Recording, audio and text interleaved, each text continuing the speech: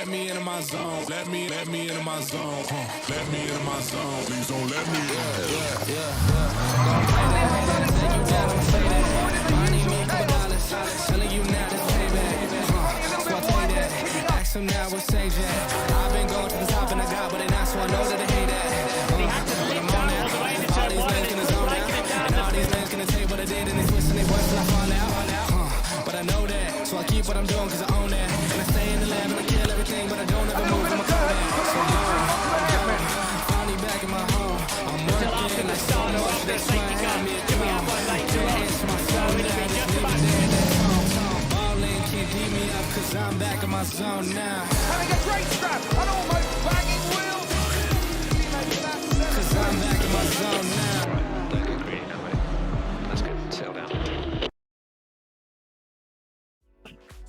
And we're back for the pro event of today's racing. We've got the ATK Pro Series kicking off, and the name is fitting because this is the pro leg of the event. Of course, there are three versions, there are three categories, Am, Pro-Am, and Pro, and this is the main event of the day. Brought to you by ATK Kyalami 9 Hour and Motorsport South Africa. The ATK Pro Series, the ATK Pro Series, is the premier event in South Africa to showcase the fastest in the land on sim racing. And of course, the game we're using today, not so sure if it's much of a game. It's a simulator and it's as real as it gets. Assetto Corsa Competizione.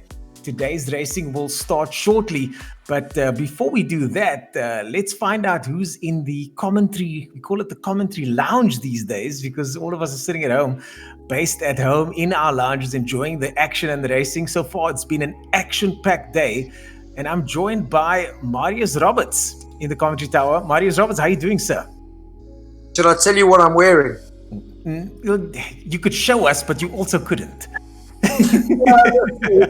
It's been an amazing day. It's my first time ever doing commentary on sim racing. Yeah. And you summed it up so beautifully in that introduction, just saying it's like it's not a game, it's a sim, and really it's been epic driving, fantastic production value. You swear you're watching the TV production of this. It's been really good fun. So I'm looking forward to the pros because the Pro-Am race was fantastic. Yeah, and of course we've got ATK has done a fantastic job with the production of this, and on the other side of the production team, and the technical side of things, on the sim side, we've got Jonathan Bentz. Jonathan Bentz, you're going to be handing fines today because I understand you're the steward as well. Yep, I'm going to be watching these guys. That first turn, I'm worried about that. We've had some incidents there today. Not too many incidents other than that first turn, but yeah, we're eagle eyes are out. Well, speaking of the first corner, someone that's got lots of experience lunging down the inside of that first corner in anything from a single-seater to a tin-top racer, Tasman Pepper, our international race car driver, here today with us in the I keep on wanting to say commentary tower, but that's not the case, is it? Tamsin, you're at home in your simulator watching the racing and giving us some technical insights. Yeah, I can't be driving, so I'm sitting in my race seat pretending that I'm driving. I think we all are sitting in our respective race seats pretending to be racing. Even I've been pretending to be driving to the shop because that's what I miss the most, just driving around. But here we are. And how have you found the racing so far? We've watched 2 heats so far. What a day so far. Yeah, the racing so far has been pretty exciting. I mean, we've had a few incidents. We've had some overtaking maneuvers and with some back markers, so I think we've been well entertained up until this point. Well entertained, and as you said, the back markers have come into play, and I wonder if that's going to be the case now for this third race, because these guys, the pace should be a bit more well matched here, because these guys are the best of the best when it comes to sim racing. These guys, of course, qualified yesterday, and they are now our top racers in the weekend qualifiers.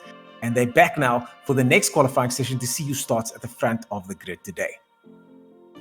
Marius, so far we've had an exciting race. The top 3 from the last race, it was anybody's game. But we're going to find out now shortly whose game it's going to be, whose sim it's going to be in the final pro race of the day.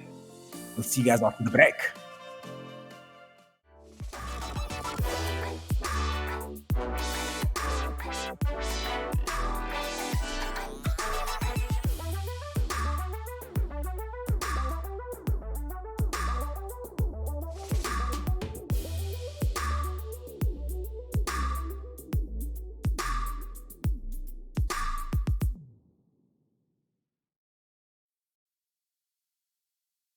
And we're back straight into the qualifying session. As I was saying earlier on, Jason Isherwood was your winner of the previous heat. Leon Leroux in second place.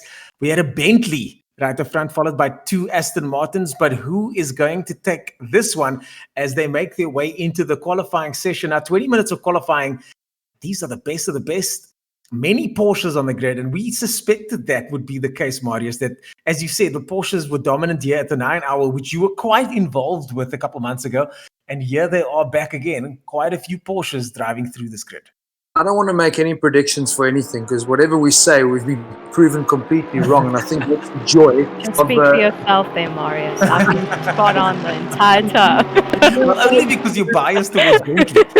That's the only reason. Hey, I chose a winning car, guys. Listen back to the stream, and you said you can't believe the Bentley's in front. No one expected that. We've got it on tape. Don't come and claim top honors at the end because people forgot what you said 50 minutes ago. That's all been recorded anyways. It's all been recorded anyways. But it's, you know what? This for me is what I love.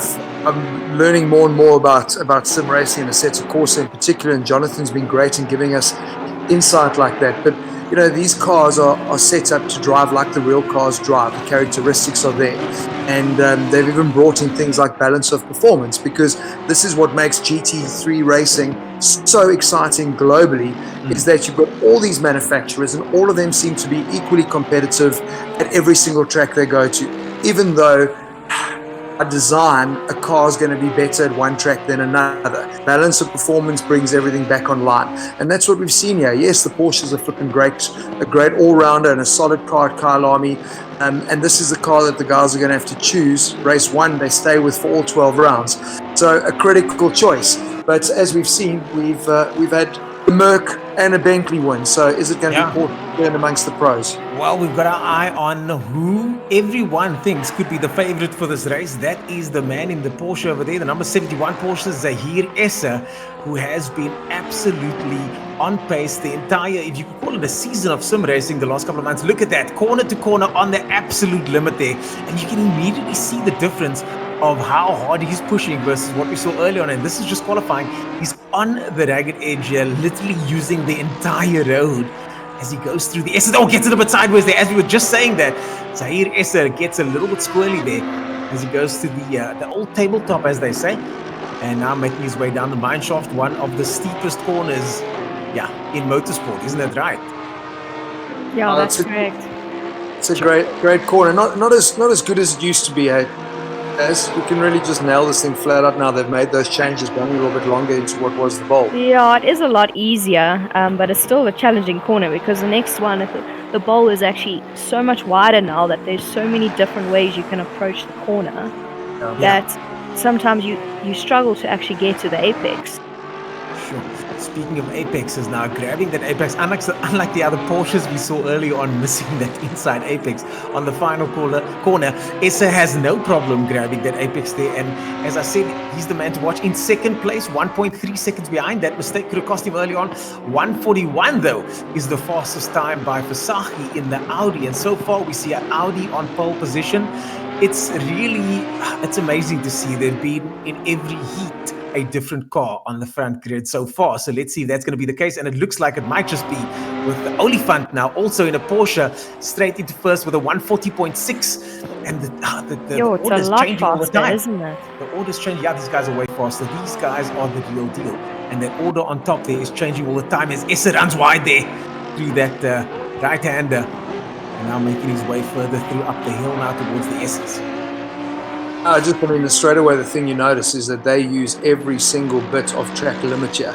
You know, they're not leaving any margin for error. And I suppose that is what happens, like as we'll tell you as a racing driver, as you get quicker and quicker and quicker, you don't have to put your car there, it just goes there naturally. Yes. You know, and that's the difference we're seeing now. There's no margin for error. Every single bit of curve that can be used is being used. I think it's very similar. Both of us have had experiences at the hill climb, Marius, and that first corner there, you know, with the one at the right-hander that you've got to kind of understeer through. The first time you take that corner, there's plenty space left on the exit. But as the weekend wears on, you start getting closer and closer to the edge. Yeah, you get braver and braver. Exactly. And these guys are at that point now. They've done enough laps. And because it's sim racing, you could do thousands of practice laps and it doesn't cost you a cent.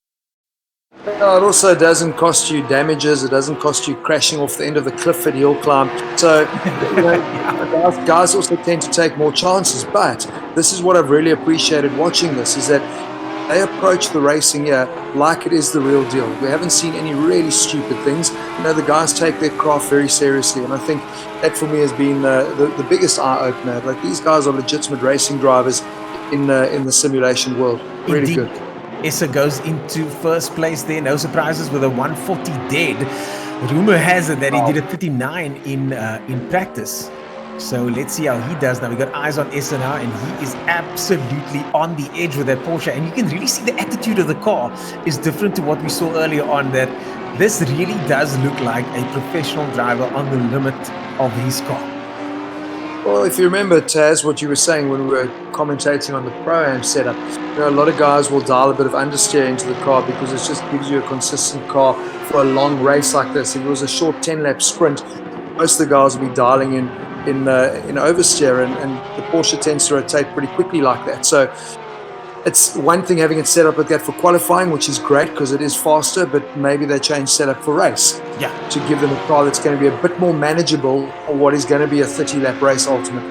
Well, it looks like it's a Porsche Cup race at the moment with the top 5 guys all running Porsches, and 8 of the 9 cars, in fact, 9 of the 11 cars here running Porsches. There's only 1 Audi in the 2 Audis in the mix there, in between what is a giant salad of Porsches straight from number 1 to number 10. So I'm going to call it first, hey? I'm going with Porsche for this race. I think it guys. might be a Porsche 1. You can't choose the same one, though. You're going to have to go for something different. Sure. But you know what, Taz? It is Mother's Day, so You're going to allow it. Okay, thanks, guys. It's your day. Oh, Essa's done a 139. Essa's done a 139, and he's the only person today to have done a 139. And as the rumors have been spreading, seems like those rumors are true. Essa does what looks like a 139.9, I think it is on my screen. Yeah, it's a little bit small. And Leslie Oliphant in second position, also in a Porsche in the 40s. Yo, it's going to be close racing today, but so far Essa in the lead. Oh, it's number 8 Porsche runs wide there and heads straight into the pits. You know what I think we could also see? I mean, every single race we've had, the good racing has been a little bit further back in the field. We had in the Pro-Am race, we had that runaway, with the Bentley putting out Jason Iselwood doing amazing stuff. Same thing with our amateurs. We had that runaway out front, but the races were around 2nd to 10 was where the action was happening. Yeah. Look how close it is on the timing boards here. Everyone is super, super close. So close on the timing boards, and I think, as you said, the action really was happening a little bit further back because the front runners kind of separated quite early on.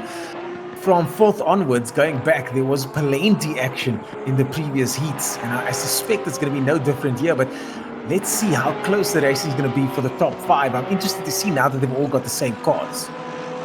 I also wonder a little bit about the fact that, I mean, he's gone and put that time down, which is impressive, insane. 139 pretty early on in the session. There's still 11 minutes to go. That just puts all the other drivers under pressure as well. And I know we're thinking it's a 50-minute race, there's lots of time, but qualifying is critical to draw that first blood and to give you that confidence. So, he hasn't taken time to ease into this qualifying. He's blasted it right from the start. So I think the other drivers are going to be under pressure to try and find something. So expect to see some errors in qualifying. But that's the thing, the pressure that you speak of, it's a real thing because so early on he's been dominant, and now these drivers are wondering, where am I going to find a half a second? We're supposed to be the top races in the country, and we're all supposed to be close, but here at Heat 1, S has already set the benchmark so high. What are the other guys going to do to try and catch up they've got minutes, they've got 10 minutes now to figure this out. You know what I've also really appreciated chatting with Tasman's brother Jordan and Calvin and Sheldon a couple of weeks back, just around sim racing and what's happening, and them not obviously being able to race live, and now they're in the online racing stuff. And Calvin was saying how flippin' nervous he was leading out one of the races. Like, he has a guy that's won Nürburgring 24-hour back in 2017. You guy like Jordan who won Bathurst earlier this year. I mean, that is real pressure. It's the real thing. There's no Control-Alt-Delete here. And how they're flipping telling you, like, they're more nervous on a rolling start in the sim than they are in the real car. It's but crazy. It's true, though. Like, I did an online sim race we were again just a whole bunch of South Africans, and my foot actually started shaking at the start of the race. I'm like, what is going on? Like, you do get, like, for some reason you seem to get really nervous, like just doing just these type of races. Yeah, well, I think as a professional driver yourself, and as professional drivers, you're competing against people that aren't professionals, and they've got everything to prove because everybody wants to beat the pro driver. Everybody wants to say that they beat Tasman Pip. So now you've got all of that pressure, whereas you could have just come off a win in a real car. You're coming up against these guys that want to take you out effectively.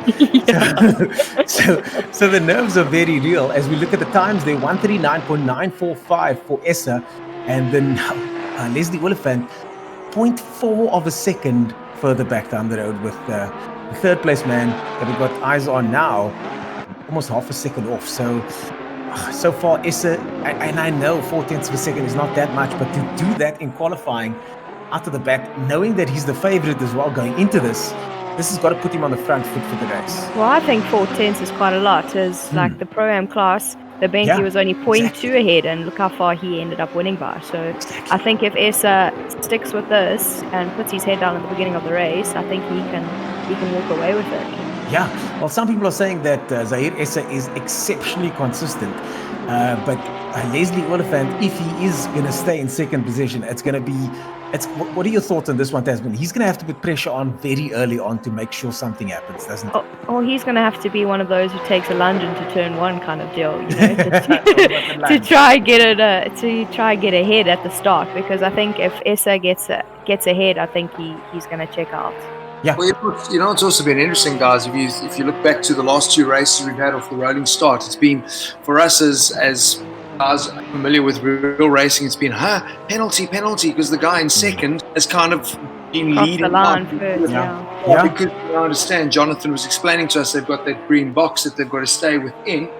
So maybe if he lines himself up properly and actually gets a jump, it's Porsche versus Porsche. The drag race turn one will be close. You know, you're not sitting with split brands like we've had with the other races. So that's what he needs to do. He needs to lead out of turn one. Well, S has just gone a little bit faster. He's gone about a tenth faster now, and he's using the whole track there. Absolutely on the limit. I mean, looking at the way that car's moving like a car that's on the edge. It's moving like a car that's being utilized absolutely to the max as he goes through the S's, right then left. And left then right. I knew that. I was watching the inverted screen. As I said it, I was like, wait a second.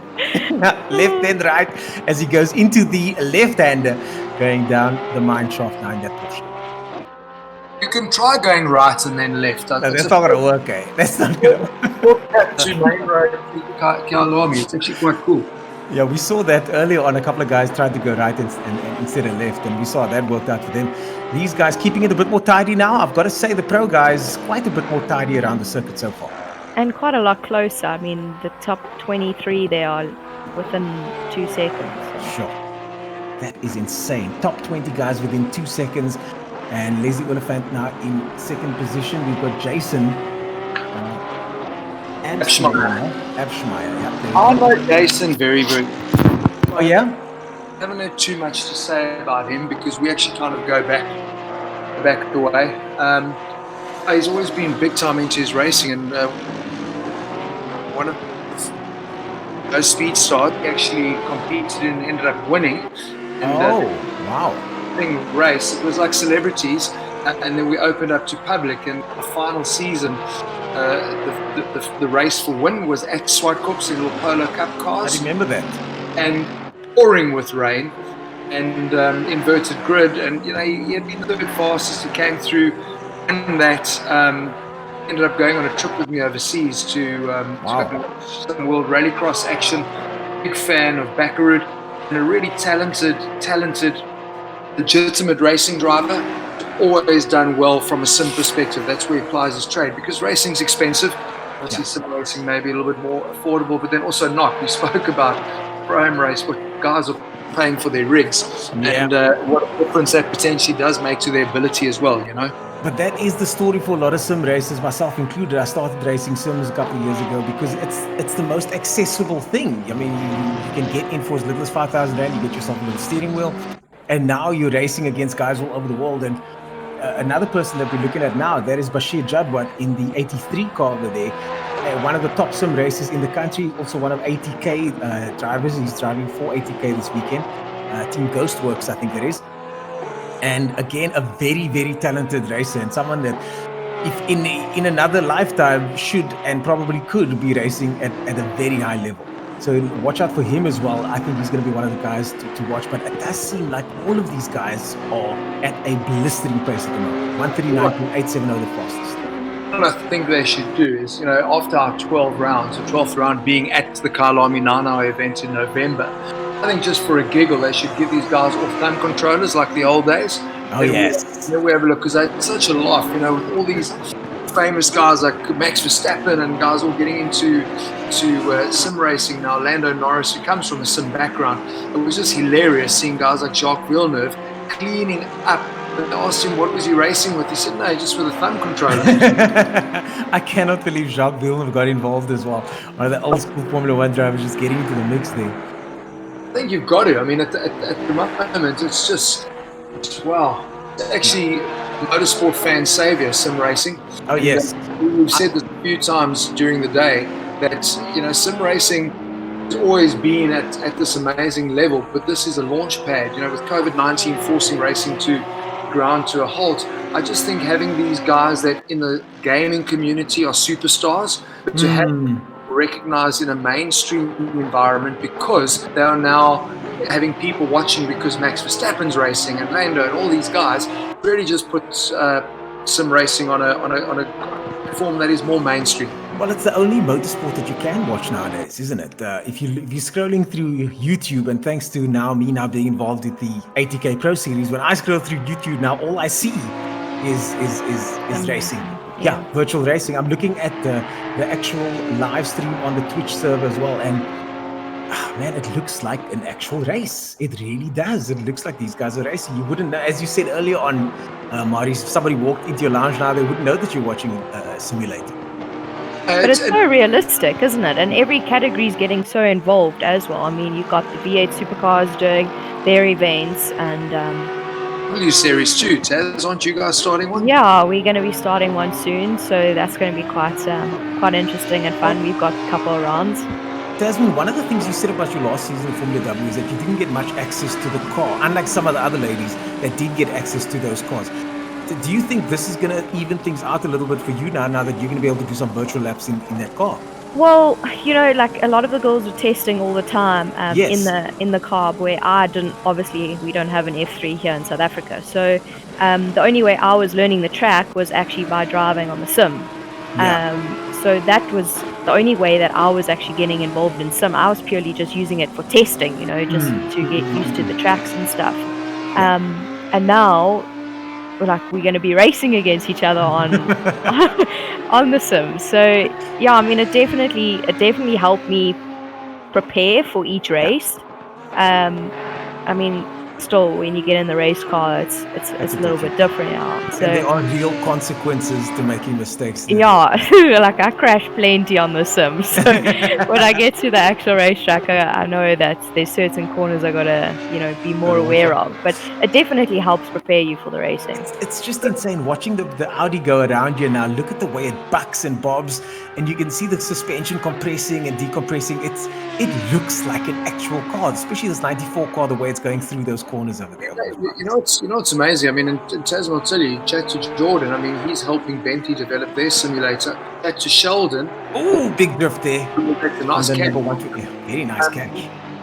Chat to Sheldon. I mean, what they're doing now is set up time when they're going to a new track. They're actually working on their setups for the car on simulators. So when they go to a track, they're not starting from zero. So it tells you something about how far the tech has come. That this literally is able to translate to the track. Sure, like Tasman said, you're not going to feel certain things. You're not feeling it through your butt. There are consequences. There are always going to be things that do make it different. But it's got to the point now that it's really getting so close. Well, qualifying's almost over, and Zahir Issa, no surprises, they're still in the top spot with a 139.870. Leslie Oliphant in second position, Patterson there in third. It's an all Porsche front grid there. Can you believe that? so far. 1, 2, 3, 4, 5, 6, 7, all Porsches. And 8 and 10 Audi, Lamborghini in the 11th position over there with Greyling behind the wheel. But this is an all Porsche affair. I wonder if it's going to be working out for them for the rest of the season, though. But you know what? I think this is a difference because we're dealing with the pros, and the pros obviously spend a lot of time on the game. They're hedging their bets with the car that's going to be the most consistent throughout. We're not seeing nearly as much variety in the lineup in terms of manufacturers. So. Yeah. And this is what I was worried. This is exactly what I was concerned about. That once you choose that one car, you can't regret it later on. Well, that's it from us for this session. We'll be back after this break with more action from the ATK Pro Series.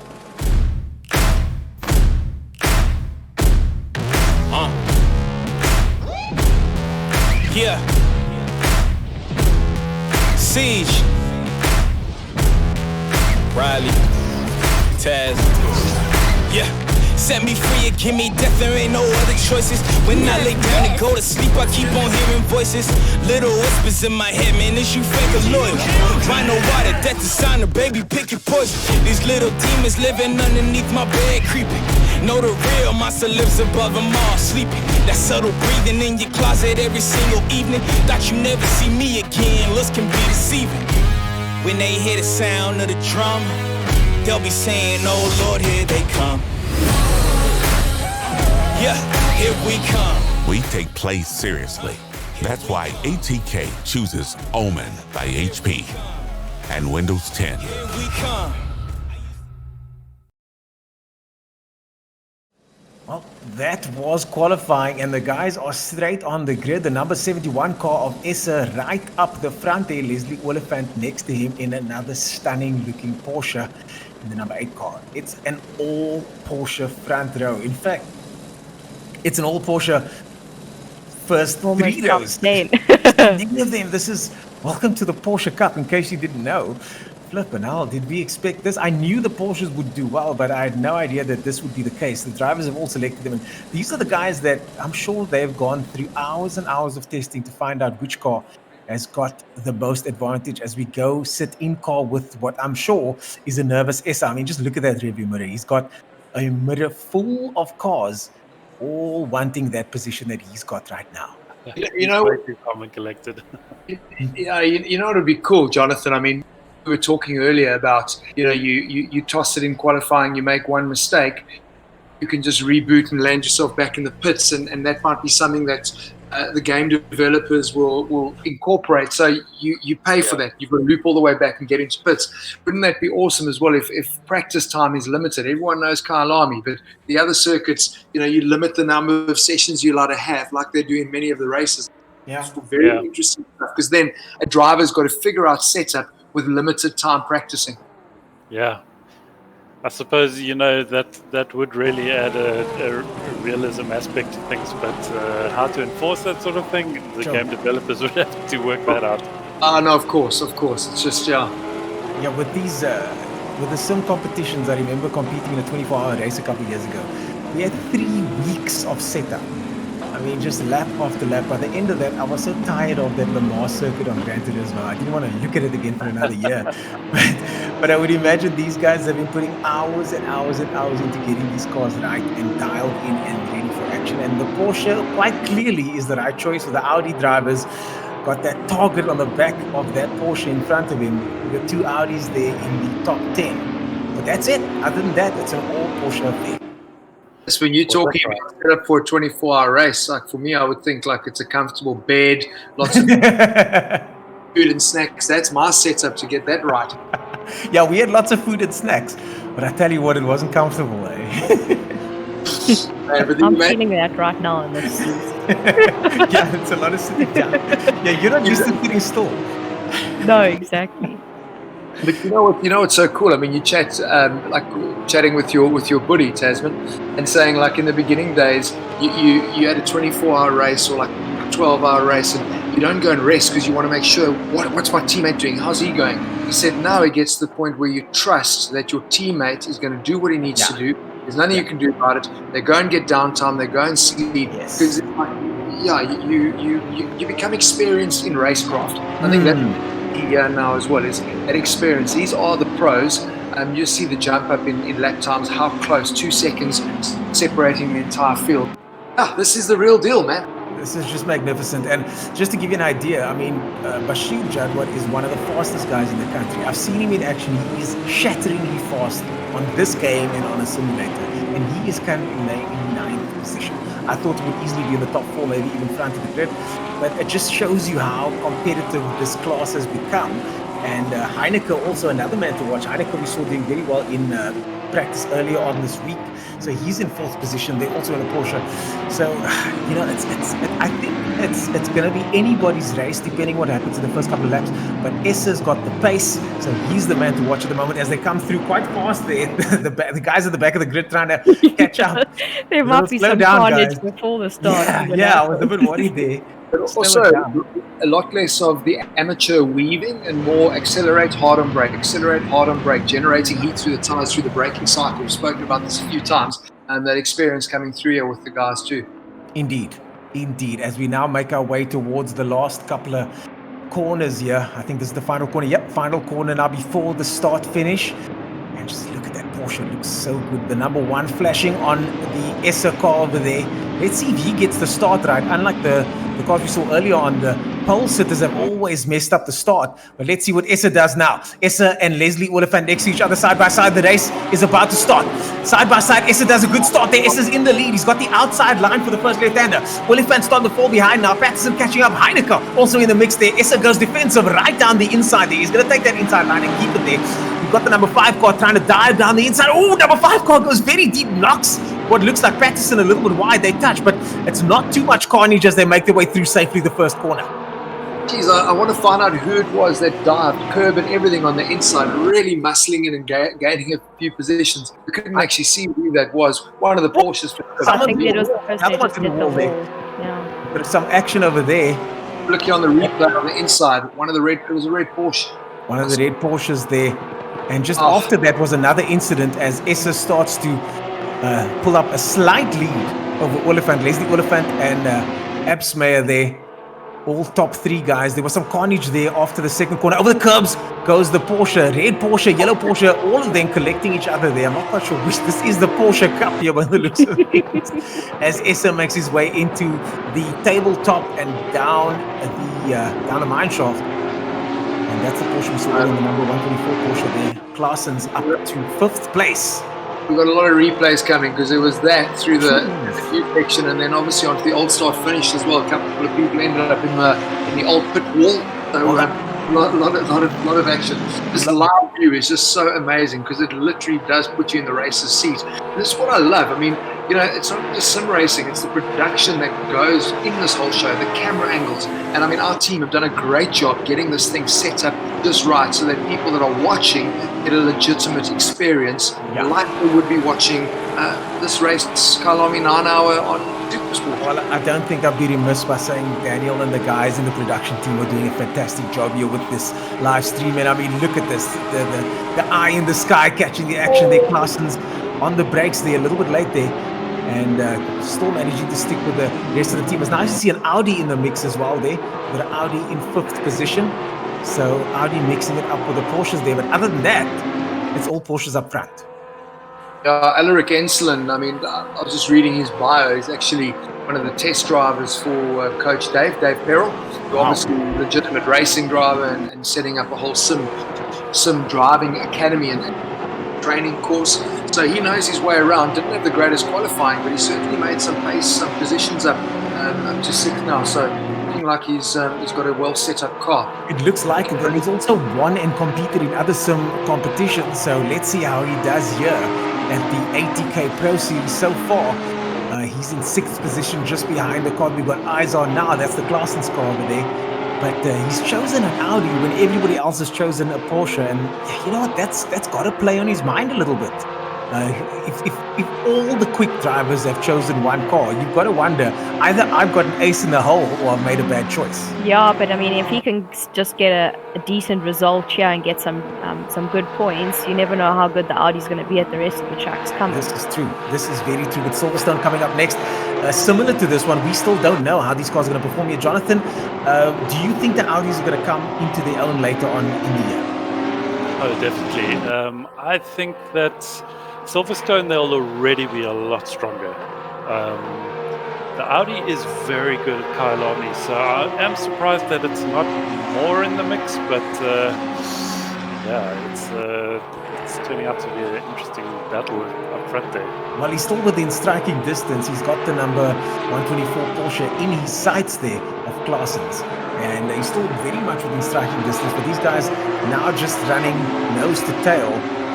And, yeah, no. But amazing, though. Geez, have a look at Zahir already. You know, he's pulled up just over a 2-second gap, and that's nearly 3 seconds now over Leslie. And that's what we're worrying about. But it is kind of following the trend of what we've seen. Get a clean start. Keep your nose out of everyone else's messy business, and you can manage your own pace. It's these guys that are dogfighting and racing at the back that tend to fall over each other, you know. So that's always the case, isn't it? If you're trying to maintain your own position, and the leader or leaders start to get away, there's not much you can do because you've got a guy right behind you wanting to do the same thing. And that's exactly what's happening now. All of these guys are going to start tussling with each other. And Zahir Issa is just going to be waving in his rearview mirror as he goes over the distance. Also nice to see. We haven't had a Ferrari running up front, so it's nice to have a Ferrari in the top 10, as well as a good showing from the Lamborghini, Yaku Kralin driving that one. So nice to see some other cars mixing it up. But like we've said, at the end of the day, it's the car's one thing, but it's a combination between car, driver, and crucially, getting that setup just right for the circuit. As we go on board here with Bashir Jadwan, now having a look at that Audi we were just talking about earlier on, Ensslin Audi, and Bashir, the ATK Pro driver, he's representing ATK at this event, and he, as I said, I've seen him in action. He is exceptionally fast, but let's see how he does up against his Audi. He's going to want to have a look now. But behind him, as you were saying earlier, Marius, he's got an Audi to worry about in his rearview mirror. Now, listen, you watch that train of cars coming out of Ingwe onto the start-finish straight. I mean, that is as good as what it's going to be when you're watching these pro drivers at the 9 hour in November. Yeah. But literally, the visuals, the way the cars are presenting themselves through the corners, the way they're settling, the lines the drivers are taking. It's just so exciting to be a part of. It's so exciting to watch. And look at that. Both of them absolutely curb to curb, using the entire road. I mean, placing those cars within millimeters of the track edge there. And that is the fastest way around the circuit. These guys certainly are doing that. Bashir getting a little bit sideways there and then picking up some understeer through the S's now as they make their way up to the munch. Now, as you were mentioning it to us earlier, I mean, just how critical the S's really are. And I mean, we've lost one set of compound corners when they did the rework and got rid of Nashua 1 and 2. But the S's again is one of those corners where it's not about your first corner, but it's about getting the second one right, because it's that long climb up the hill. These guys are nailing it. I think Bashir's going to have a look. Sorry about that. I think Bashir's having a look soon. Oh, look at that. He's right up behind that Audi now, but he's getting slowed up, and the Audi behind him, that is Versaghi right behind him. It's turned into a three-way battle between these three now.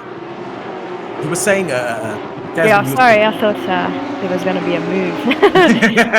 No, it's so easy to go in really quick into the first S, and then obviously it's going to just mess you up going up the hill. So you have to stay a little bit more composed to the first left, keep it as far left as possible so you're able to get the right-hander flat. And if you mess it up as a lot of people do, you lose so much time because you got to climb up a hill. And if someone else is getting it flat and you're not, you can just... That's it. That time is gone. As they say, that if you lose 1 kilometer an hour at the beginning of the straight, that speed, it doesn't belong to you anymore. No, it's double the time at the top. Yeah, it's gone. And as they say, the sacrifice corners are so difficult. I suppose Crowthorne's become a bit like that. You know, turn 1 now. Oh, Bashir tries to look down the inside there. Oh, he gives him a touch. Gives Ensslin a touch. Oh my goodness me, Bashir. With a slight nudge there, I'm wondering what Jonathan Bentz is going to have to say about that. Enslin's fault to be fair. Why do you say that? Because he saw that the maneuver was coming and he tried to close the door, and was he next to him though, Taz? You know, that's what I mean. I look at that. Yeah, It's a bit it's far hard back. to Here say, comes the but you replay. can't really change lanes under braking. I mean, that guy's already committed to the move. That was close. I'm interested to see what the team on the steward's desk have to say about this. Here, Judd was usually agree with- the content professional. Taz, can we disagree? No.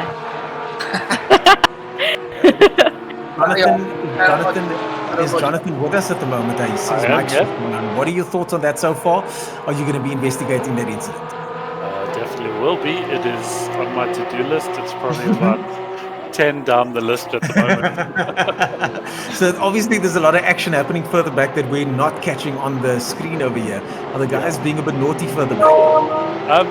There's a fair amount of paint scraping, which is actually okay. I can just tick that off the list and move on, but I still need to review absolutely everything. So. Yeah, of course, we've got to make sure the racing stays clean and fair as we now have eyes on McCall. Who's half a second down on the third place man, Absmeer. And the top three guys now separated by about 5 seconds, top four by about 6. And Bashir Jadwat now trying to hunt these guys down.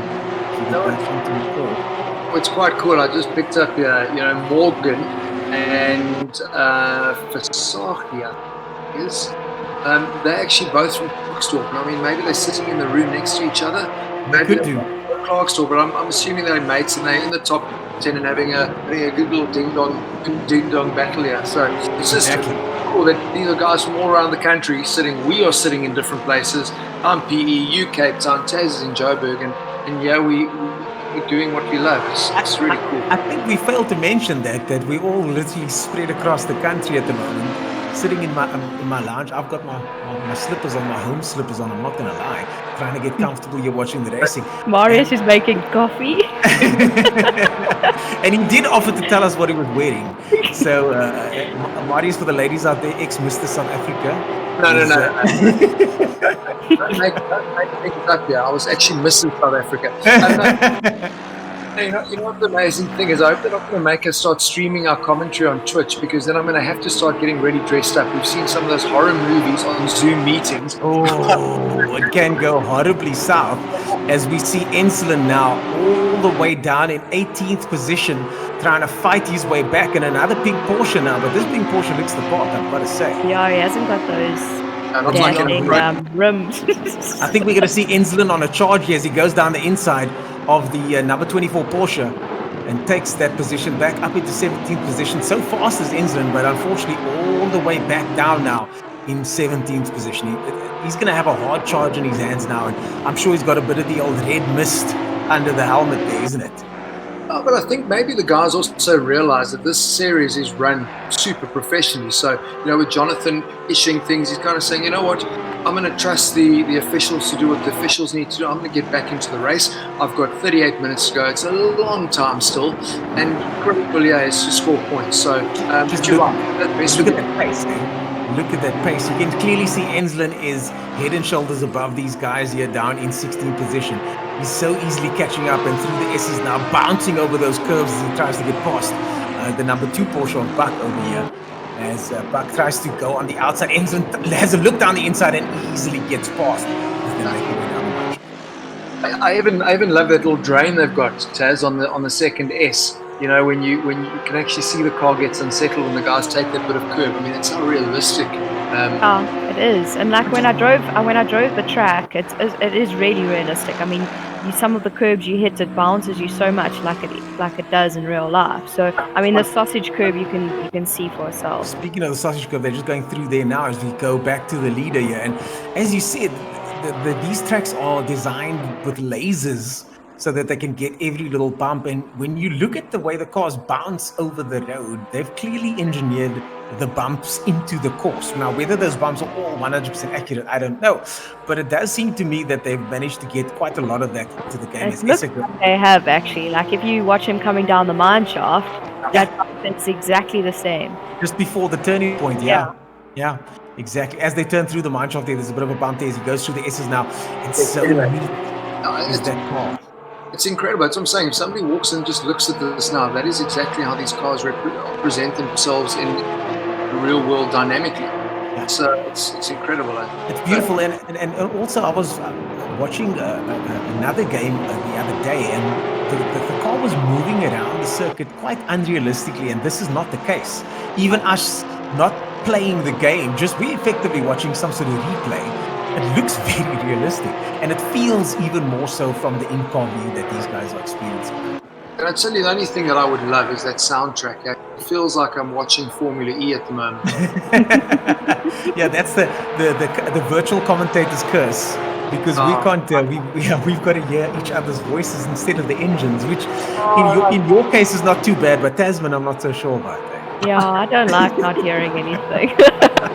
I know. I go by sound, eh? Yeah. But here we go back to the front, or near the front of the field. Absmeer in the third position over there in the number 90 car, 1.1 seconds behind second place. Willifant 6.4 seconds down as we cut to McCall in fourth place. And that third and fourth place battle, I think, is going to start unfolding now as he starts to get closer to Absmeer. Both of them driving Porsches, and both of them going to be on it. It's really one of those things when you start hunting someone down, you need to focus on getting the car down the road, but at the same time, you get your eyes locked on this car in front of you and judging the distance and how close you are and when that opportunity is going to present itself. What do you think is going through McCall's head right now as he looks at us? We're just 7/10 down the road within striking distance, sure. Well, he's obviously seeing that he's closing the gap. Yeah. He knows that he's going to start where he's already pushing as it is. So there's nothing worse than you trying the best that you can and the person behind you is closing up on you every time. Nerve-wracking stuff as Essa tries to get past the back marker, looks like it. Essa being held up by one of the Ferraris and not being let past. We go to the bottom live cam over there, the Ferrari holding him up, and Essa now tries to go for the overtaking maneuver. This is not good for Zahir Essa. As he gets to the tabletop there, he's going to try and swing down the inside, but doesn't manage to do so. The Ferrari doing well to hold him off, but that is not ideal. But it's not doing well at all because so for me, that car should move out the way. It's not his race. You know what I mean? Yeah. They're actually taking block lines, defensive lines, like he's fighting for a position. Not ideal at all. Not ideal at all. As we go to Morgan McCall now. Taking him hard to get past. He's still not past him. Not cool. Okay, well, we just got confirmation that isn't in fact Essa. That's Farrant over there. My mistake. That is the other car with the same livery. That's Farrant over there. So that is for position. So those two. So sorry, Mr. Ferrari driver over there. We apologize for being mean about you. Please continue. Please continue.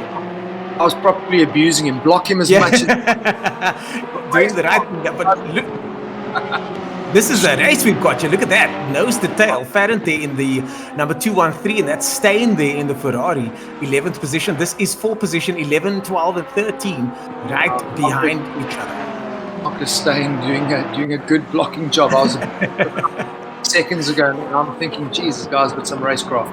This is some good racing up further down the grid here. These guys are really close to each other, and the move is going to come soon. Where do you think the best place will be to do that move, Tasman? Probably now at the top of West Bank. Let's see, he's got But he's already gone defensive. He's got the run. He's gone defensive, but the Porsche's got the run so far. Porsche breaks very late. He's got the outside. Ooh, he's going around the outside. Beautifully done so far. Can he keep it though? As they make their way down the mine shaft, the Porsche's right next to the Ferrari now. We can't see the Ferrari's nose is coming out in front as they're going through the mine shaft side by side. Who's going to back out as they come into the right hand? And now the Porsche's got the line. The Ferrari holding on. They're late on the brakes by the Porsche. It's very close side by side. Fantastic racing here. But the Ferrari makes a mistake and now gets overtaken by two Porsches. Two Porsches now getting past the Ferrari, and that is what it's about. Some fantastic racing here. That was really nice from the Ferrari, though. He left him really nice room. I don't think he's going to think that was a nice move, though. He just gave up two positions. Oh, he didn't give it up. He tried. He just gave two positions there, unfortunately, as Wesley Farrant now starts to gallop into the distance, and the Ferrari not able to hold him off for much longer there. That was beautiful to watch because they were set up a few corners back. He had a run at him a lap previously up at the tabletop. Also tried going around the outside, and second time around he got it nailed. That was really good. But Taz, so true. Gave him space, kept it fair. I mean, he easily could have run him off coming down the mine shaft or anything like that. So. I'll be honest, I might have given him a little bit of a shoulder there, just a little. I probably would have done the same. Exactly. The battle is closed right up onto the back of Leslie Oliphant. So for second position is heating up, and obviously more Paul's coming along right as well. So this is going to turn into a three-way battle for second position. So these guys all know each other. They race together a lot, so they know each other's ability. I mean, I know Jason is pretty cool. He's not a hot-headed guy at all. So I know he will enjoy this pressure. Yeah, such clean racing so far for this Pro Series we've got going with the ATK Pro Series, of course. Brought to you by the 9-hour Kyalami 9-hour MSA and ATK Arena, and the game we're using, simulator, is of course Assetto Corsa Competizione, one of the most advanced simulators in the world. And just look at that camera angle, one of my favorites, Marius. I know you love it too, mate. The eye in the sky. Oh, because it just gives you, I mean, especially if there's a close battle, you can actually just see the draft working with the guys in the slipstream. You can see how they're lining up, and also the different lines that people take through corners, because there are now some sections here, the new bowl, and obviously turn one Crowthorne as well. There are different lines that you can take through there, so it's nice to see that visually. Jonathan, I noticed Jonathan hasn't helped Tasman decide who was right, because I haven't seen any drive through. Yeah, we're still trying to figure this out. He's probably on 5 now. Which incident? One and two. Clever. I may have to.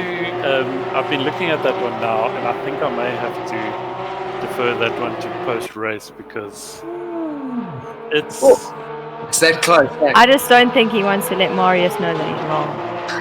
You see, I don't know if I should speak about it publicly. Oh, is it? Have we got drama going on here? Have we got drama already? Yeah, sure. You know, it's Taz. I think it is one of those things where, you know, that is what makes it so difficult. If I see a guy coming up in the lead, I can choose to take an earlier turn in, which is what he did.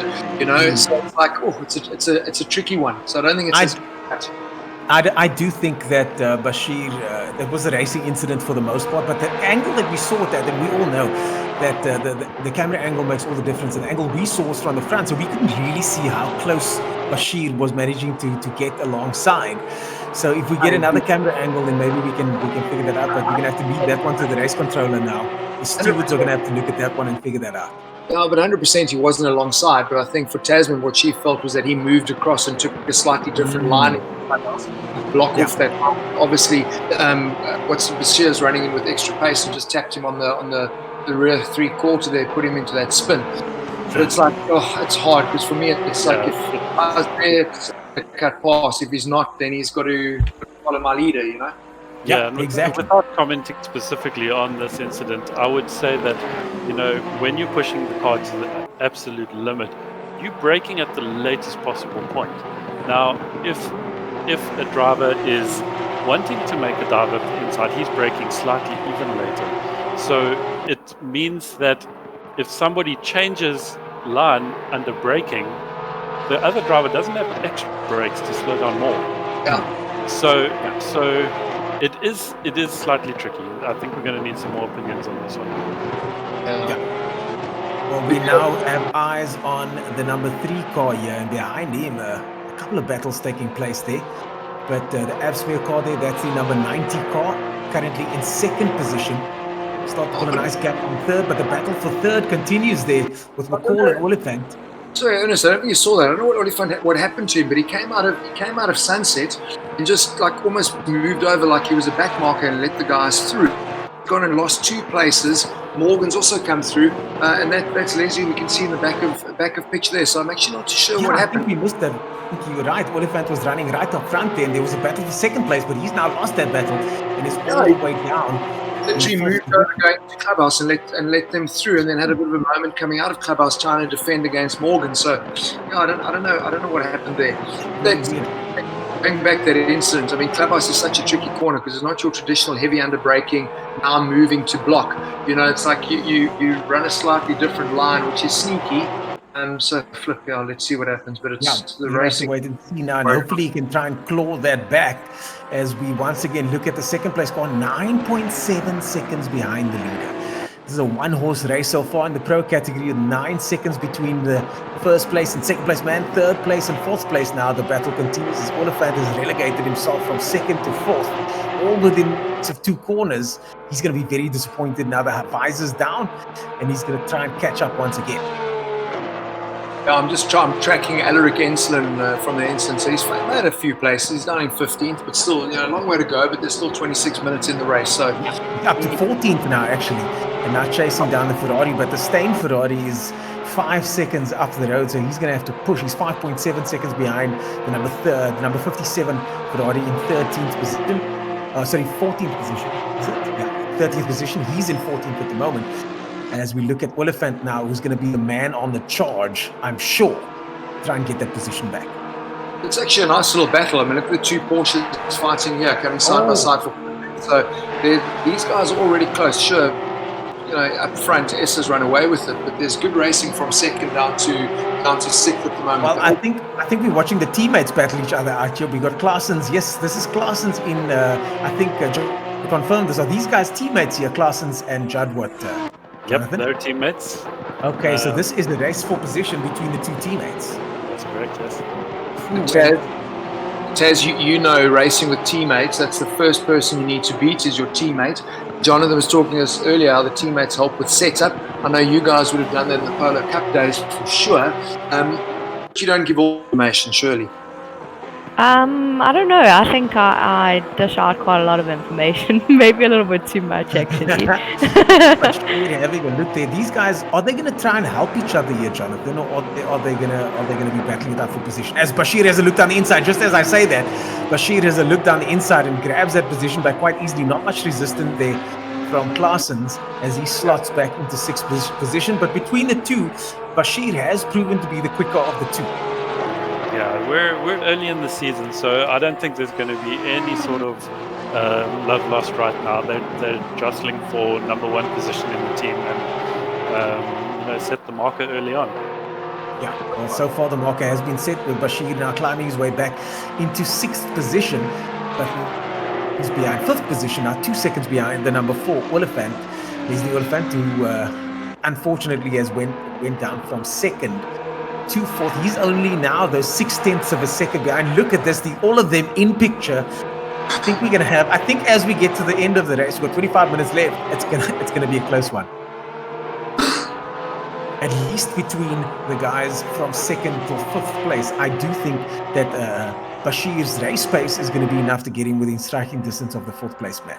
Let's see what happens. Correct me. I mean, those the teammates, Parsons and Jabba could be on a Discord chat as well. It could have been, listen, I've got quicker pace than you. Can we go and make a run for it? Because it didn't look like Quaid really did much to defend going into clubhouse. No, it was almost like he opened the door a little bit and made it quite easy for him to get up inside. Yeah, I would imagine so. And I mean, they don't want to be battling each other and taking each other out now. I thought they might try and do a draft setup down here, maybe help each other a little bit, catch up. What are your thoughts on that? Is it possible to gain time in a race if you're racing with a teammate in a car like this around you? Tasman, what do you think?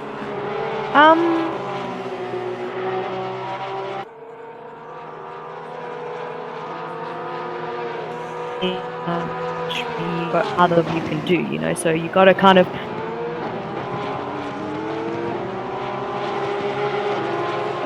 what it looks like they put the faster driver in front there now, and that's exactly what happened as we cut to Oliphant there in the Porsche, just absolutely flat out through the mine shaft over there on the limit as he goes into the right hand. Now he's chasing down McCall who overtook him earlier on, and McCall was behind him early on, and I think he knows that he's got the pace on McCall. If you look at the way he's caught up so far, you go to the live cam now, beautiful visuals here. If you go to the bumper cam on the Porsche, we never did figure out what happened there, how he dropped those 2 positions, because he just seemed to go over to the side. So he's obviously back on his pace and looks to be the quicker car. But this has helped Jason get a bit of breathing space. You can have.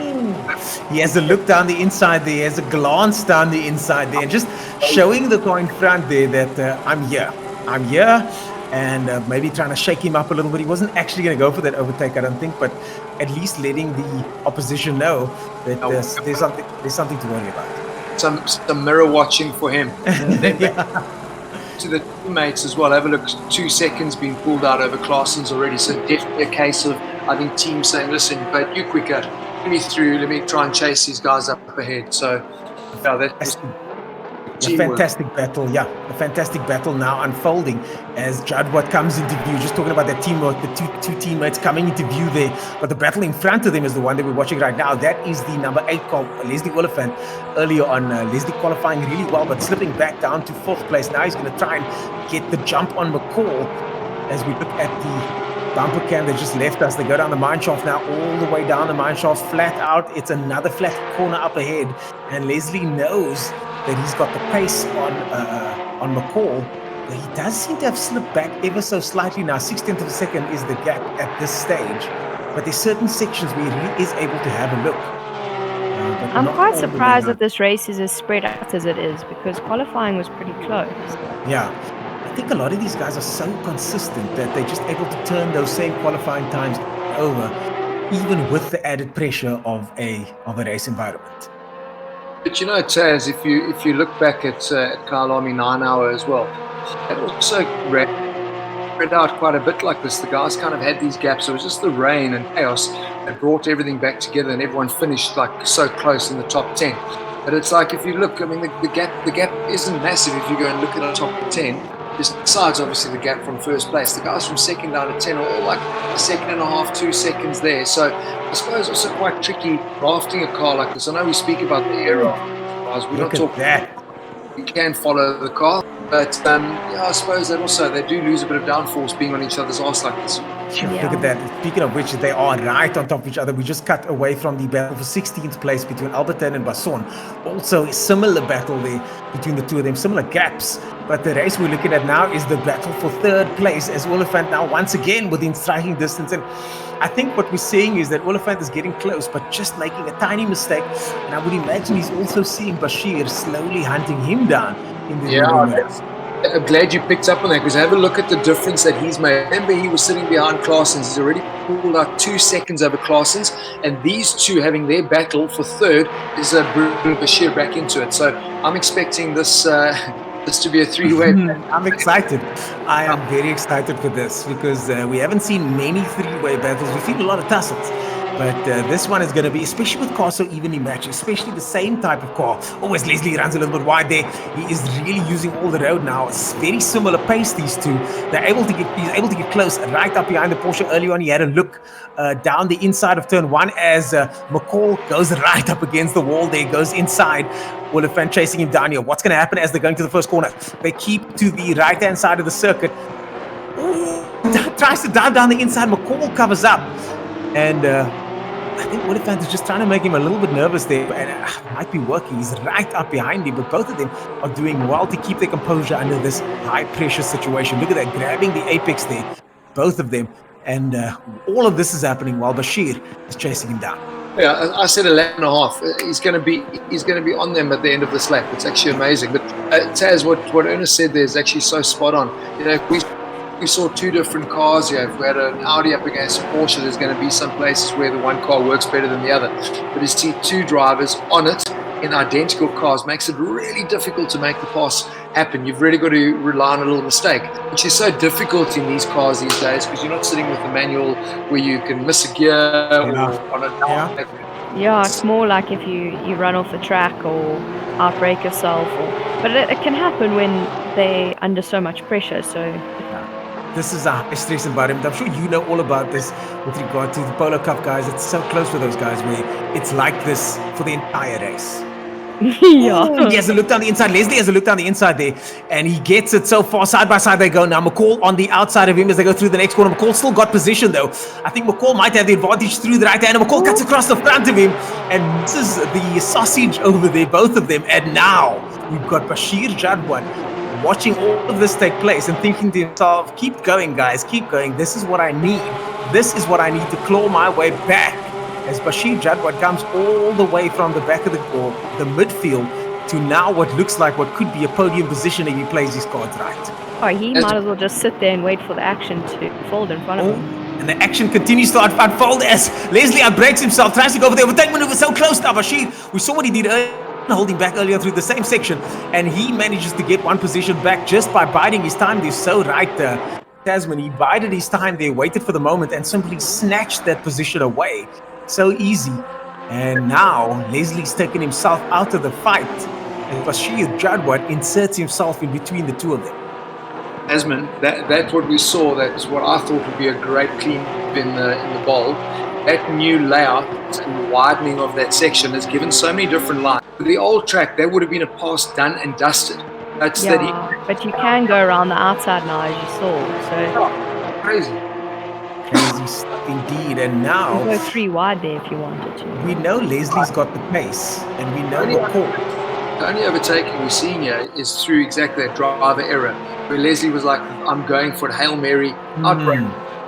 But great driving by Morgan too, seeing him coming, letting him shoot on by and turning in and still holding the line, you know? Really beautiful stuff, and all that under immense pressure. And I think Leslie might have just got a bit frustrated there and said, you know what, this is the lap where I'm going to do it. He came from quite far back, and I mean, I'm sure he realized that Bashir was catching him and wanted to do something quickly to get a car between himself and the charging Bashir. Oh, it's actually a great race to watch. I mean, I think nothing's going to change up front if the guys can just settle into a rhythm. Now Jason's got seconds secured, seconds behind the leader, but this little battle with Morgan and Bashir and Leslie has opened up a nice gap of safety there. So this really is the fight for the final podium position, and it's the best racing action on track at the moment. Amazing. To look, see what else is going on, because I'm sure there's some good battles all the way through. If you look down the timing sheets, there are little gaps there. You know, it looks like Versaki, back of Quade Claessens as well. So there are battles happening throughout the field, but this is the one for podium. That's Wesley Ferrand. Earlier on, we saw him battling as well. We thought that was the other car up front, but that is Wesley Ferrand. The same guys battling it out still. Yeah, the same guy still. The Ferrari's still managing to hold up, but he's actually doing a good job. We thought he was doing a bad job, but he's actually doing a great job as the Porsche now goes wide there and manages to finally get that overtaking maneuver. And now, finally, the 213 Porsche of Ferrand managed to get past. And now he can start extending a lead and hopefully start hunting down some cars up front to get that top 10 position. But as you said, guys, it's amazing. The real battle is happening for that last spot on the podium. And the guys must know that they are all battling for that last spot on the podium, because 1 and 2 are just simply too far up the road, what looks like to be too far up the road at this stage. I would love to have been on board in car with Mel, because as he went into Sunset, I think he had a massive grab of oversteering, because you saw that car twitched and pulled to the inside, and that's what gave Ferrand that overtake. So I think that was a big dirty or racing overalls moment. Yeah, and I mean, all that pressure is sustained pressure, lap after lap after lap. As we now cut to Jadwat on the main screen here, that is Oliphant having a look down the inside. Jadwat leaves him a little bit of space there. Is that a mistake? Because he was actually quite far back. Jadwat cuts back across and closes the door once again as he goes across the curb there. Just missing that curb into the left hand and now towards the S's, and Jadwat still in 4th position, but having to defend now, giving McCall the ability to now start to pull up a little gap. And McCall earlier on was under all that pressure. All of a sudden that pressure's been eased off, as the two behind him now have to figure out which one is going to get 4th place. It's really exciting racing to watch, because I mean, these guys literally do respect each other's space. They know where the cars are on the track. They give space where they need to give, and that's what makes this really exciting racing to watch, because that was again a fantastic exchange. A full go at it, giving him enough space, and yeah, good to watch. Really good to watch, and like you said, these guys are giving each other room, but without giving away too much, which is what we want to see. That's the kind of racing we all love to watch. We want the guys to tussle a little bit, maybe touch here and there, but not take each other out, and that's exactly what we know. I'm just having a look. I've got clearly a love affair with that poor Audi from earlier, and I've had a look. Old Enslin's gone and lost another position. He's dropped back, so he's gone and made a mistake back there. So he's charged back up on the ground to a bit of a halt. We've got a couple of 5-second penalties that have been added to guys. we can chat to Jonathan and maybe find out what that was for. But it doesn't affect any of our front runners. It's not like in our Pro-Am race, we had a 15-second penalty, and the driver still managed to end up finishing in third. What a turn of events that was. We saw earlier on, because of the battle happening behind me, that 15 seconds, he managed to use that as a buffer versus a penalty. And somehow managed to pull that 15-second gap just by keeping his cool and letting the guys at the back sort themselves out. Yeah, it was great. Donnie did a good job in that. But we've seen some fantastic racing. I mean, I was even impressed watching the amateurs. There's some guys that, and with this format, so people need to just remember, next week we're at Silverstone, and on the Saturday everyone's going to have a seeding run again. So guys that are racing pros today, their spot is not booked on the grid for next week. They've got to again seed themselves there. So it really is a carrot that gets dangled for every single one of the drivers to try and find their way up. Guys that were in pro and we could be in pro next weekend. It's fantastic. Yeah, it's a lot of pressure, actually, isn't it? I mean, you might think you're busy racing for the Pro Championship, and at the next round you might not even make it into the Pro race. Yeah, exactly. And that was one of the things that I asked about. It was a concern for me because that really puts a lot of added pressure on the guys, and it can sort of shake things up quite a bit. At a point of the championship, they could be quite crucial. But then again, that's what we want. We want some drama. We want heroes and villains. We want there to be action. That's what motorsport needs is that sort of action. And especially now when we don't have any motorsport, we've got this, and this is providing plenty drama, plenty action. But I think it's also, you've got a lot more people that have access to sim racing than people have access to real racing. So very easy to put a grid of 20 cars together, and that's your race for the year. But over here, how do you select just 30 guys for the pro race? I think offering the seeding system, it works really, really well. And we now do that they're going to you can throw away your 2 worst results in case people have technical issues like computers crashing or whatever might happen. A lot of race series do use that. So this is key. And it's not championship over if you have one bad round. Exactly. And here we go, the guys. Now, this is the battle for 6th place at least. We've got Claessens there in the number 124 Porsche, followed by the first of the Audis, Verstappen in the Audi behind there, Grelen in the Lamborghini. Was having a bit of a look-see earlier on. He's now fallen off a little bit. But these 3 guys were quite tight early on, having a look down turn 1 was Verstappen in that Audi. The Audi starting to work now quite nicely as he catches up with Bashir's teammate. We saw earlier and give up that position for Bashir. He's going to have a look down the inside here, late on the brakes there by the Audi and coming up all the way on the back of that Porsche. Finally, nice to see 2 different manufacturers battling it out for a change. Actually, 3 here. Exactly.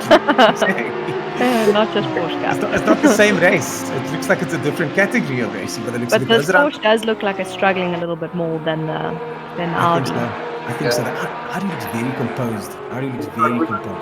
Ono looking good, and then Johannes Grelen behind in that Lamborghini as well. So I think this is great results. We said, having other manufacturers, this might not be their best race now. But Jonathan was saying, the Audi's good for a consistent long race, and that seems to be the pace we see now. So they pick up some good points here. Silverstone's next. Silverstone's next. Unfortunately, interesting. It's been 40 minutes of racing so far. As the Audi has another look down the inside, just letting him know that he's there. These guys are so on the limit when it comes to braking that nobody's dive bombing anybody simply because the car in front is just absolutely on the ragged edge and there's not enough time or space to be able to get that late braking maneuver. The other guys are already braking so late in the first place. Here they come now. What do you think of that move? You see what I mean? It's like it's not moving under braking, it's just deciding to take an early turn in. You know what I mean? Yeah. I think everyone is just different, and it just depends. We obviously didn't see an onboard footage of that, and you can change under brakes, but it's sort of something that's the way you do every corner sort of thing, where that I thought was a little bit more. But I'm talking about what happened now into turn 1. He's done it. That was fun. I think that's probably his line every single lap if we had to watch the next lap again, and I think that's exactly how he takes that corner. The Audi's got the runner in here. I think the Audi might have the runner in down the hill. Audi now right up behind their Porsche, but does he have the pace? As they go through the mineshaft now, coming up to the right hand here, Will the Audi be able to make a move? He goes around the outside. He's going to try and tuck it in as they come through. Keeps it wide in the outside. We're on board now with Visagie and Klaasen's battling it out here. Visagie right on the bumper of that Porsche there. They go through the right-hander now. The last left-hander coming up before the start-finish. We've got 7 minutes of racing left. And he's going to try and get past. This is for 6th position. And the Audi, the Porsche, a little bit understeer through that corner there. Look at the pace on the straights of this Porsche. I think the Porsche's got a bit of extra legs down the straight. Oh, look, I mean, I think he'll do the exact same move again. I don't think that's wrong. I think it's his defensive line through. Oh, the Audi, he sells him the dummy, goes down the inside, gets the position, sells him the dummy there. He buys it. And the Audi gets past. A beautiful job there from Visagie, and the only Audi in the top 10, as the Lamborghini now also has a look. And Audi goes defensive and oh no! He crashes. Oh my goodness, the Audi of Visagie takes out Klaasen's as well. And oh my goodness me, he takes them both out in what was clearly a racing incident. They're pushing a little bit too hard, goes over the curbs. And Jonathan, you were saying earlier on, these Audis, they're composed until they're not. Yeah, that was him pushing to the ragged edge, and Quaid was coming back at him there. And he was stressing. Have a look how much curb he took on that instant. He took way too much curb. Yeah, and that just unsettled the car, put him into a snap oversteer, and that was him. Cheers, done. What a pity after doing such a great move to get that position done. Quite just a bystander with that. Yeah. Unfortunately, Klaasen's getting tangled up there. I mean, it's one thing to get overtaken, but it's quite another thing to get taken out. And unfortunately now, all the way down the order, all of them go. And I think that Lamborghini came off best out of all of them. Kralin there in the Lambo, now in 6th position by the looks of things. We need to wait for the official classification. As and you're a little yard behind, you know, like all the chaos happens in front of you, you can just beautifully avoid it. Oh, that's the best. I had one of those moments in my last race, and it's just beautiful. You just thread your way through the needle and and wave them goodbye as the other guys crash into each other. But you don't wish bad luck on anyone, but if it does happen, it's like, well, it wasn't me, and I'm just going to go take my position. And that's exactly what the Lamborghini driver did, managed to get that one back there. And now the order being shuffled up quite a bit. Solid drive by Zahires. I mean, he's literally dominated from the start, 16-second gap. And equally impressive has been Jason. I mean, the two of them are literally just putting in, actually like a super quali session. Yeah, they're just putting in lap after lap after lap, not having to worry about any competitors, just having to worry about their car on the track. And Issa seems like the kind of guy that doesn't really get fazed by this kind of pressure. He's used to being up front. He's used to being alone. He hasn't made that many mistakes. But I think that's his comfort zone, isn't it? Like he's not being bothered by anyone else. He can do lap after lap, same pace, and he's just checking out from rest of the field. And that really depends on the psyche of the driver, doesn't it, Tasman? Depends on the kind of driver that you're on. He seems to be very comfortable up front. Yeah, I mean, he's obviously not one of, well, we don't know yet, but he obviously prefers being in the front of the pack, and I'm the same. I like being away from any action. I can just do my own thing, you know. Look at how easily that Ferrari got past Klaasen's over there. Steyn getting past Klaasen's, and I think Klaasen's definitely got some damage there. He's now dropping way off the pace, and easily does that Ferrari get past him there. And also the Ferrari also now having a look at the Henneberry car, number 12, Porsche up front there as well. I think, Daz, I mean, everyone wants to lead out front and not have to worry about looking in their mirrors. I think that's where we all want to be, you know. That comes from nailing a good qualifying, then making sure you nail the start as well, and it's good to go. You make a mistake and you find yourself mid-pack and it's chaos. And before you wipe your eyes, the leader's 15 seconds up the road, you know? Yeah, and there's no catching him. Yeah, there isn't, not at this stage. He's not going to make any mistakes. And by the looks of things, 3 minutes of racing left. And Bashir Jadwat in 4th position at the moment, by the looks of things. If we can cut to him, I'd like to see what he's doing at the moment. There we go. That is him there. He's right behind. How did he get there?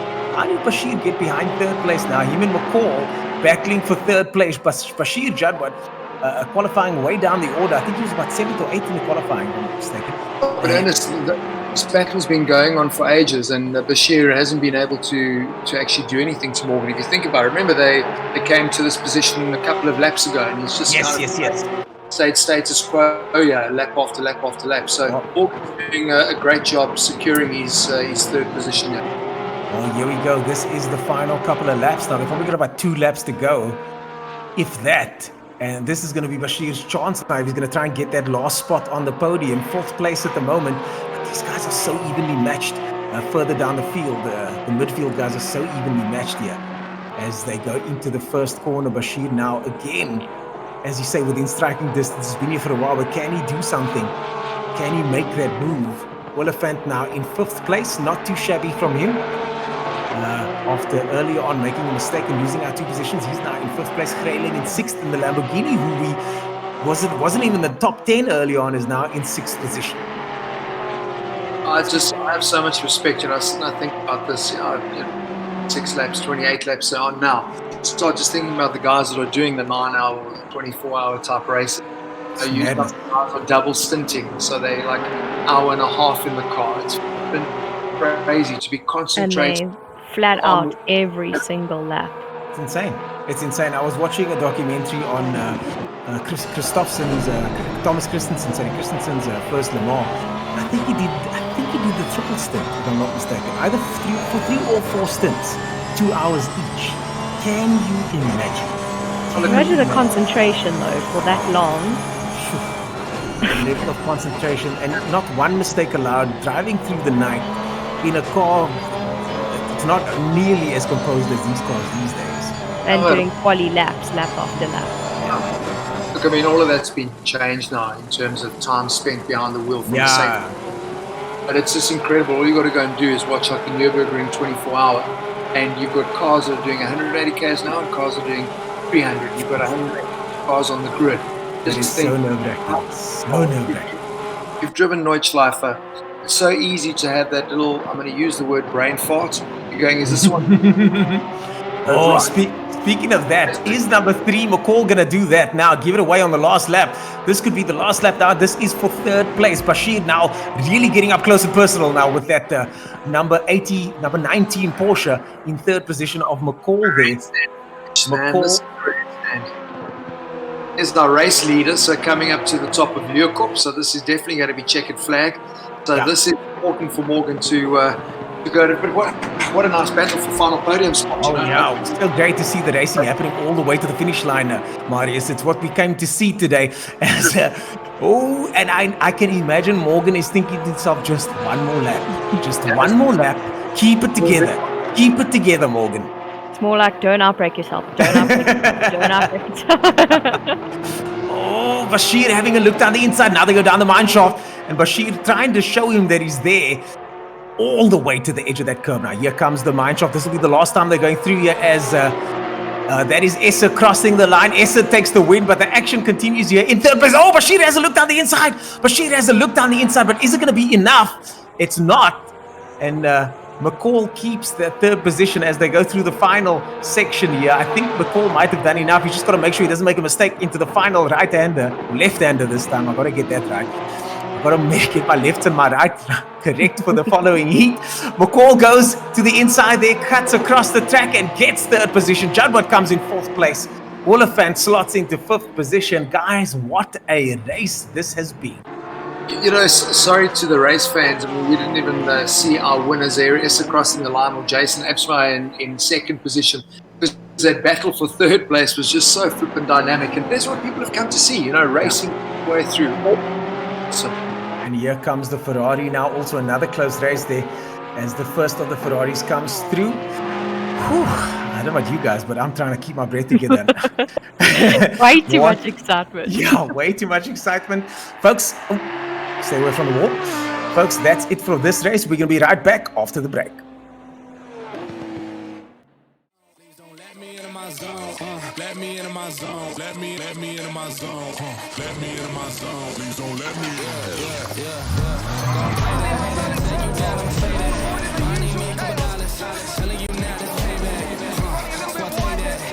Now we're saving. I've been going to the top and I got what it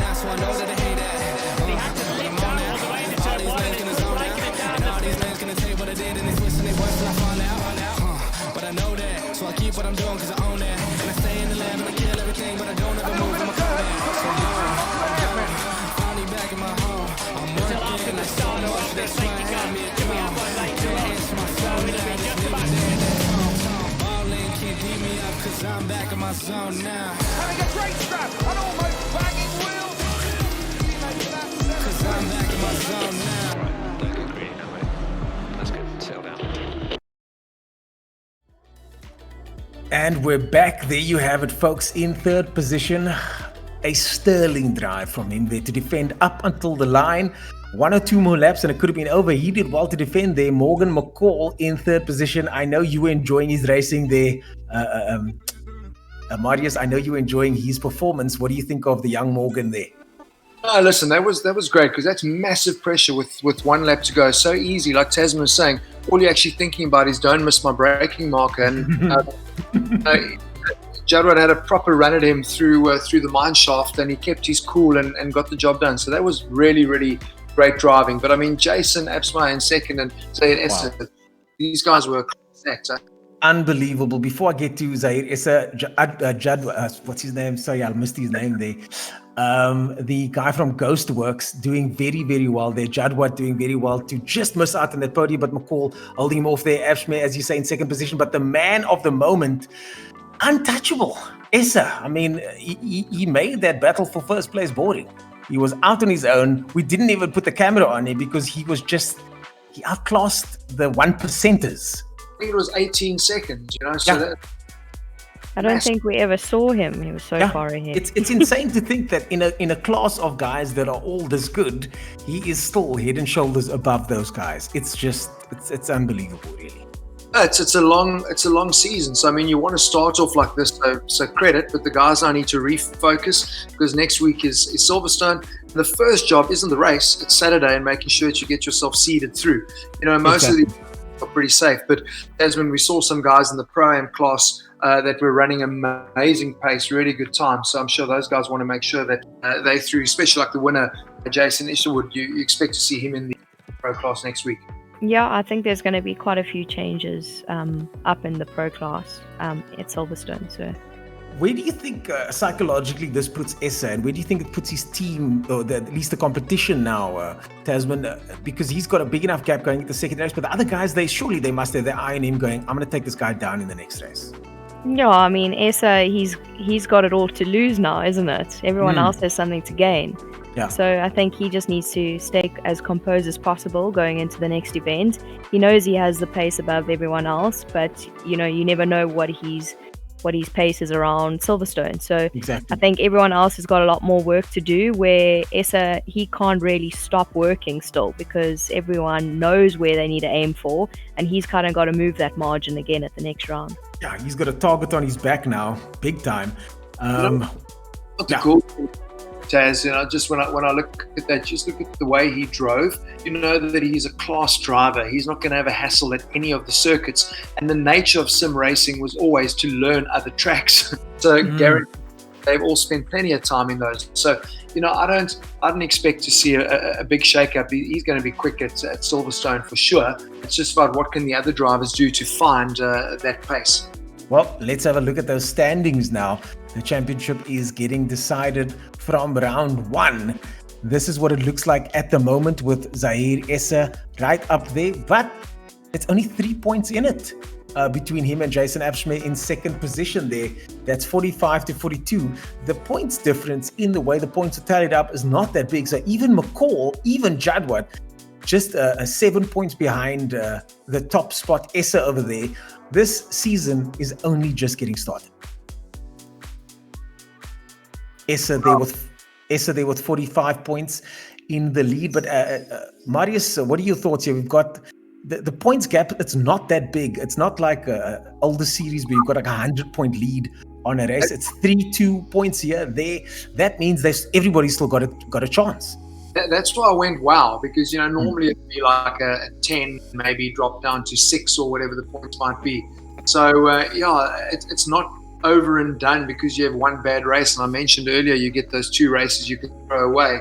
So I think it's really going to be very interesting. This is about being consistent scoring points in every single race, because those throwaway 2 races are going to make a massive difference.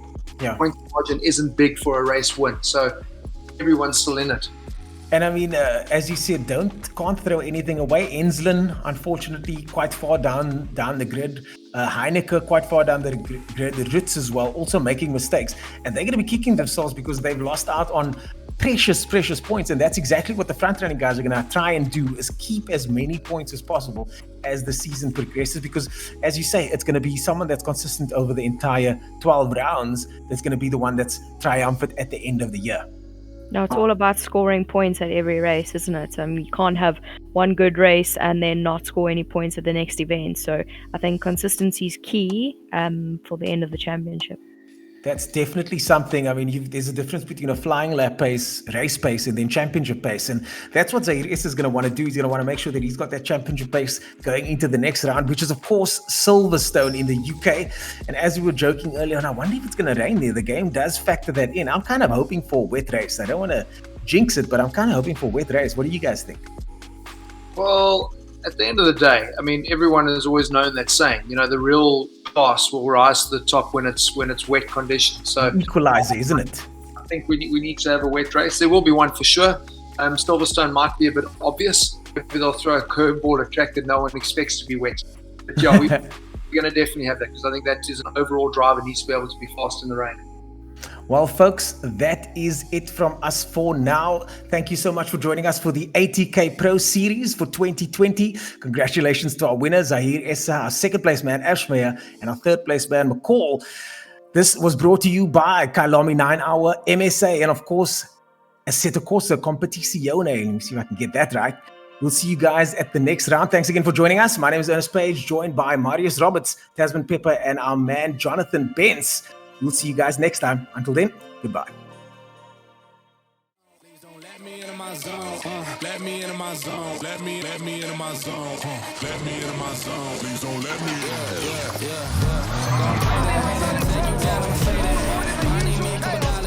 Telling you now this payback.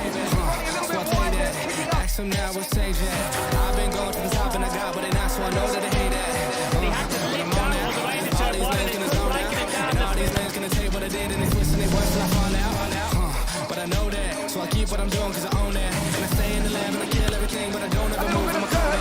So I'm finally back in my home. I'm working like so much, that's why I had me a drum. Dance my soul, now just leave it there, that's home. Ballin' can't keep me up cause I'm back in my zone now. Having a great scrap, and almost